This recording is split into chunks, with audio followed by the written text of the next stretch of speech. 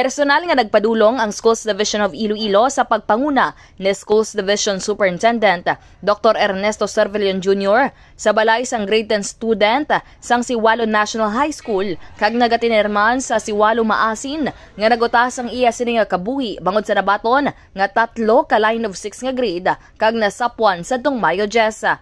Sa interview sa K5 News FM Iloilo kay Dr. Cervellon, ginpayag sini nga naghatag sila sang bulig sa pamilya sang estudyante kag nagpasalig nga manginpata sa pagpatigayon sang investigasyon. Dugang pa sini nga ila nahangpan ang balatyagon sa mga ginikanan, ilabi na sa nadangtan sang 15 anyos nga estudyante. Nahibaluan nga nagpadulong man ang district supervisor, pila ka mga barangay officials kag ang kapulisan sang Maasin PNP. Nahibaluan nga wala nakakomply ang estudyante sang ila sini nga project nga amo ang paluto-luto sa ila sini nga subject nga amo ang TLE.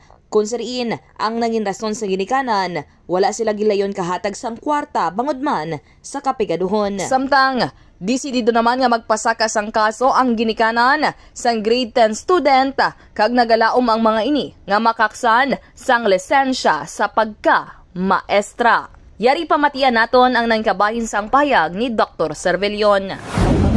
Nagkadto kami diri, nagpaabot sang amon pakig simpatiya sa pamilya, labi na gid kay Manong kay Manang ang nanay kag tatay. Kag nagpaabot man kami sang gamay namon nga mabulig sa ila para mahagan-hagan man gawa mga palasanon wala mga opisina sa neutral ground siya. So kung ano man ang mangin resulta sa investigasyon, kag kung ano ang ginatudo sa mga ebidensya kag mga facts dirati, amo na ang katuan sa aton bulwaton diri sa dito. Nagpasalig naman ang Schools Division of Iloilo nga manginpatas sa ginapatigayon sa karon nga investigasyon angod sa kaso sa Siwalo National High School. Report nagikan sa probinsya sang Iloilo. Ini si K5 Kim Montaño Caluyo kag para sa kampiyon nga balita, serbisyo publiko kag kalingawan sa Iloilo. K5 News FM.